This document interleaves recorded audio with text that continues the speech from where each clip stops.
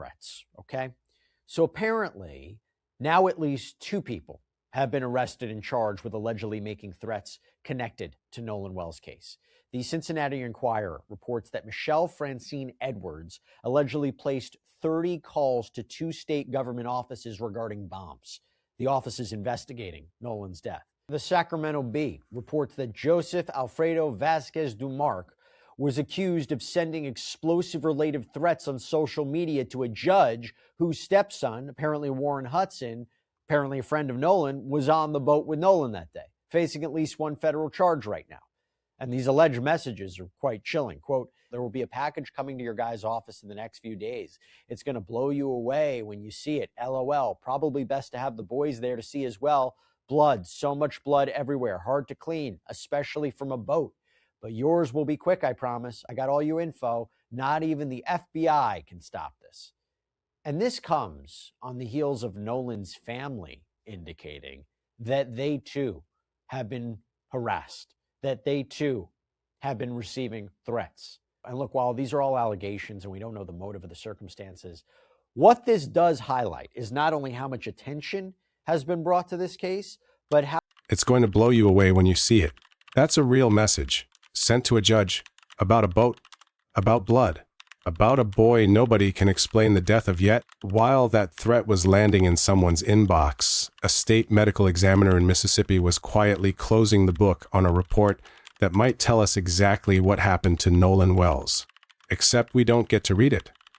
Not yet, you already know what I'm about to say. We all knew this wasn't going to be simple. An 18-year-old college football player went missing off Horn Island, Mississippi during a July 4th weekend and came back 2 days later in a way nobody wants to think about. Another week, and we have more updates in the Nolan Wells case. The mysterious death of that 18-year-old college football player whose body washed ashore 2 days after he went missing while out on a boating trip on Horn Island, Mississippi during the July 4th weekend. This barrier island 10 miles off the Gulf Coast. Later on, I'm going to be bringing in forensic death investigator Joseph Scott Morgan because I think the reported announcement that the official state autopsy of Nolan has been completed, while the results are not released yet because the investigation's ongoing. The case is going to be reportedly sent to a grand jury to see if there are criminal charges, whether they should be filed. Nonetheless, I think that this announcement, this reported announcement that the report is done, the autopsy has been completed, I think that that is telling. I think that when you look at the timing of the report being completed, that by all accounts, this means the toxicology report has come in. This may say something. Do they now have a definitive cause and manner of death of Nolan Wells? And I'm going to get into that with Joseph. And by the way, this is all based on reporting from WLBT that says officials familiar with the investigation have said this. So on top of all that, on top of the fact that apparently, I hate to say it, but I'm not surprised, this wasn't an accident, not proven either way, and that's exactly the problem, isn't it? The family didn't sit back and wait. They ordered their own independent autopsy. It came back with 2 words that should stop you cold undetermined.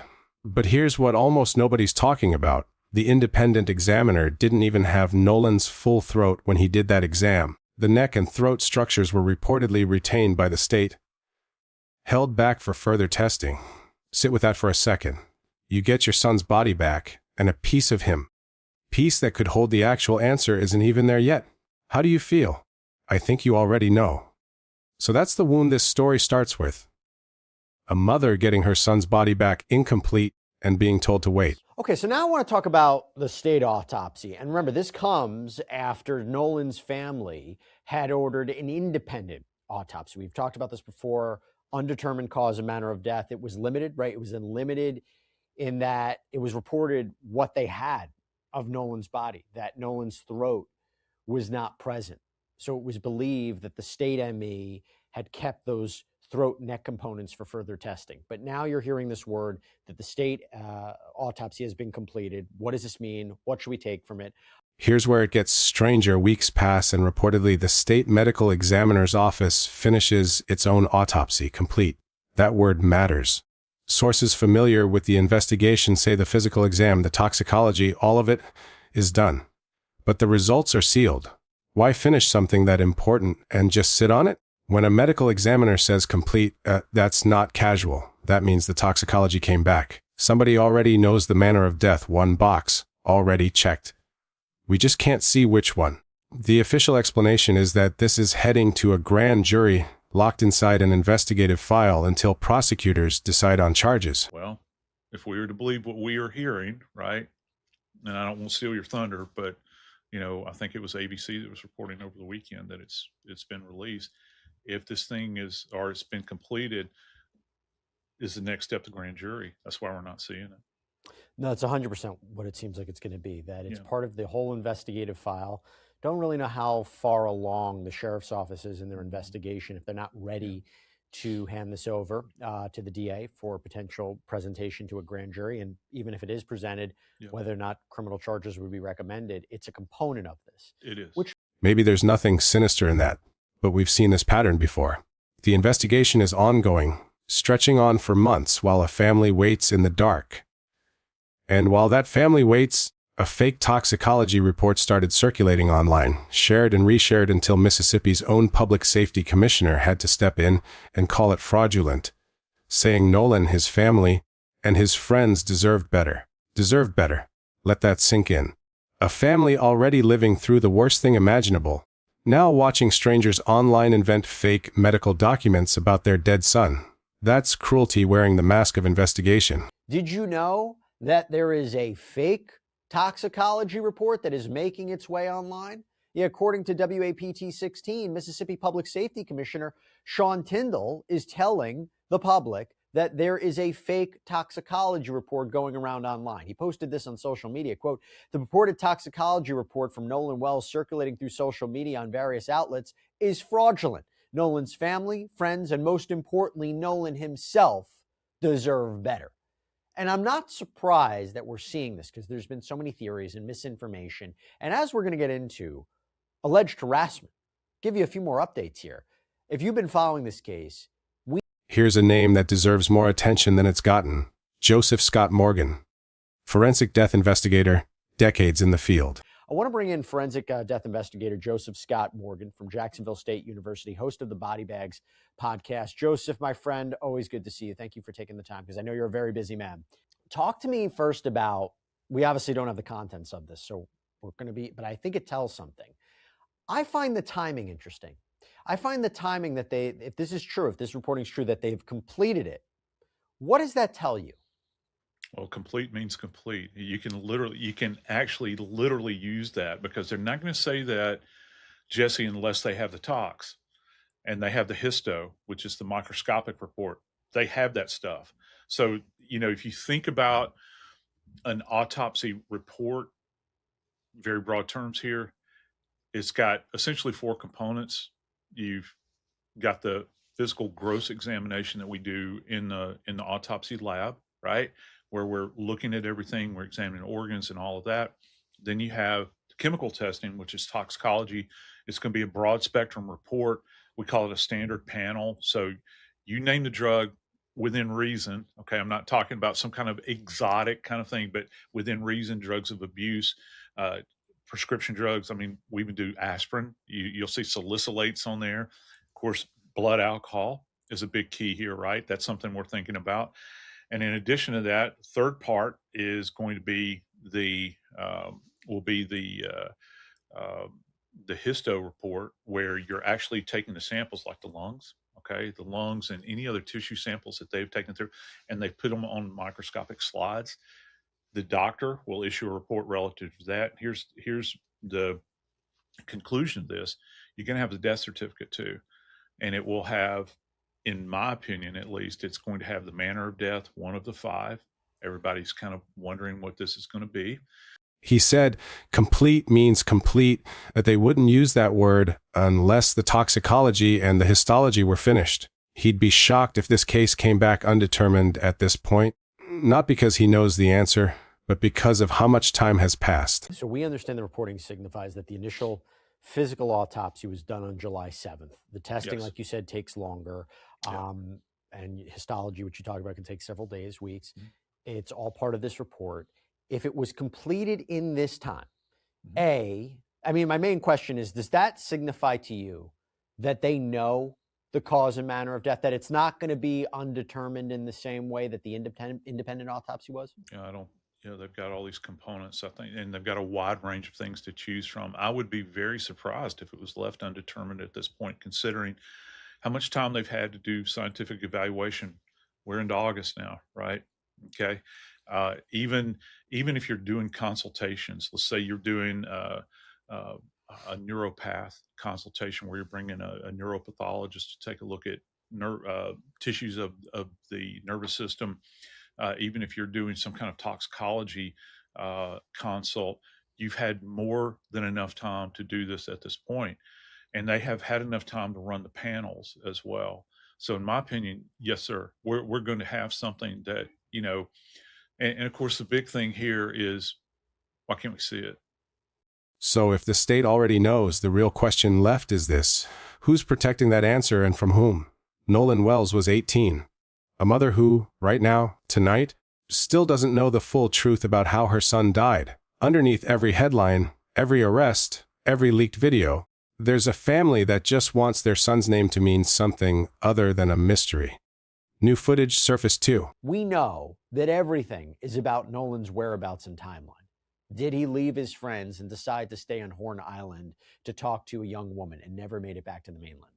Now, we know that the sheriff's office has been asking the public for any unredacted photos and videos from that weekend to establish a timeline. Now, we previously discussed this distress call that the boat was taking on water, the boat that Nolan had appeared to have been on at some point. And there was a video that came out where it does not appear that Nolan is on board at a certain period of time, meaning he potentially was on Horn Island.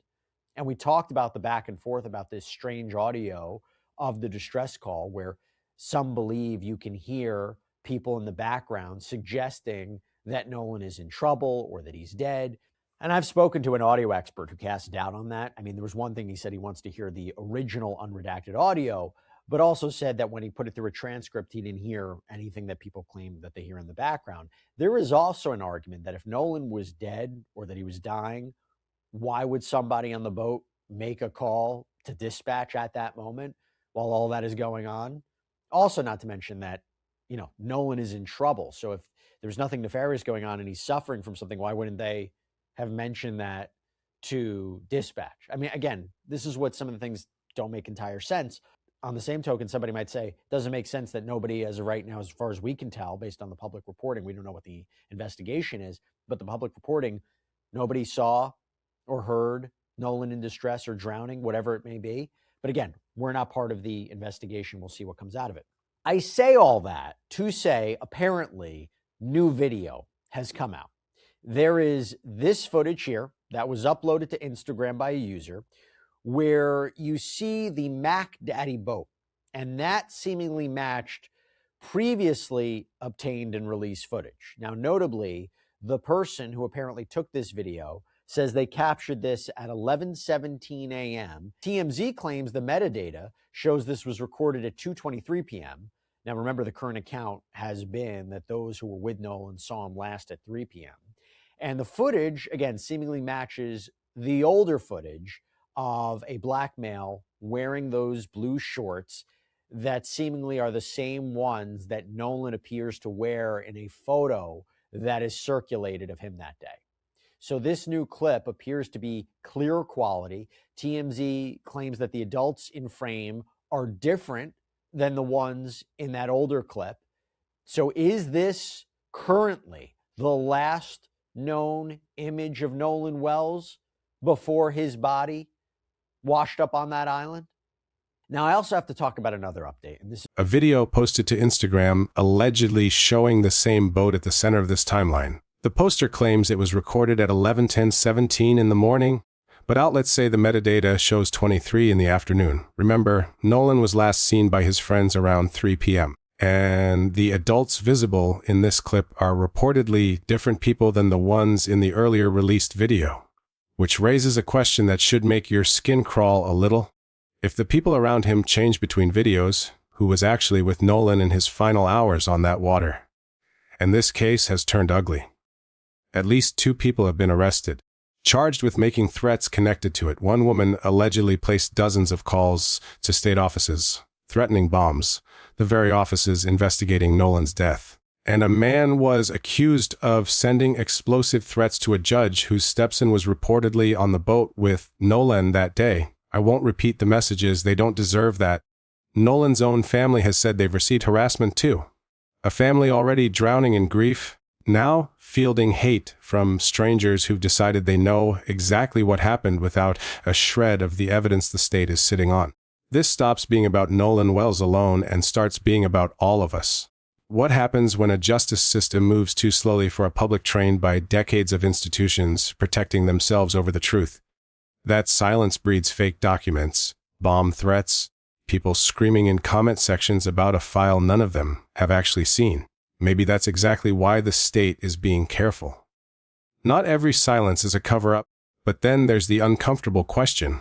What if there's a piece of this puzzle someone with power genuinely does not want out yet? Let's go back to the body. So Bruce Lind originally told CNN that there were no signs of physical injury, right? Preliminarily. The independent autopsy didn't find apparently any lacerations or gestures or deep tissue incisions or anything like that, other than they've talked about this red discoloration on the head. What could change? What could change to determine that there was some evidence of foul play? What would you be looking out for? What could change between that and there? Well, there's stuff that the coroner could not have visualized at that point in time. It just viewing the body externally. We don't know what the pathologist saw when they got Nolan on the table, okay, at the state medical examiner's office. So we're talking about internally, because you can see things internally that do not necessarily present externally. That independent autopsy described a red discoloration on the back of Nolan's head, focal areas shaded almost like small rectangles in the examiner's own notes. And my friend, there's another component to this that I'm very, very curious about, and that is the level of decomposition. Because the second ME made specific reference to this multiple times in their report, because it actually kind of, I'm not going to say confused, but it made it more complex. That physician, who again, I have to say this, he is highly respected. This guy's a former chief medical examiner for DC. Dr. Mitchell? Yeah, Dr. Mitchell, highly regarded, highly respected. He did a multi-layer dissection on this area back here, as he did. And if I remember correctly, it hadn't been dissected the way he dissected it.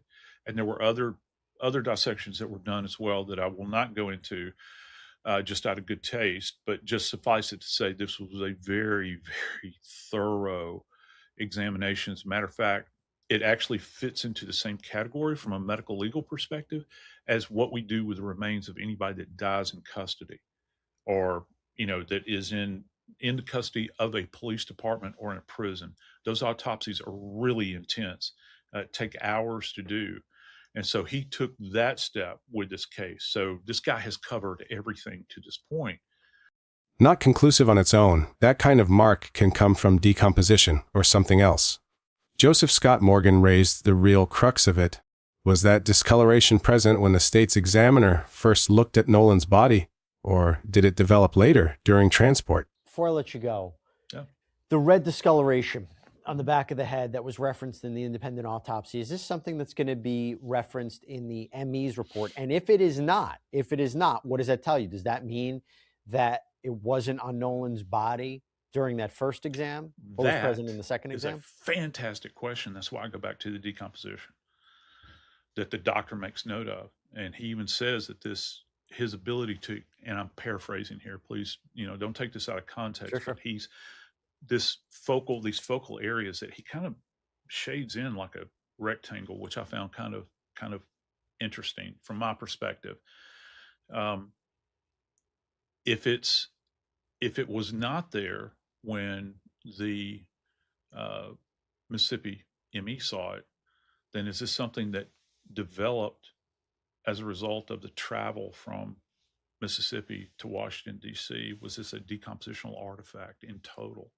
Or was there something else there? Remember, when the folks at the ME's office with the state of Mississippi, they will have seen this a lot sooner, right? They will have had, and the level of decomposition will not have been the same as it is as once they got his remains up to DC, and his body has not been preserved.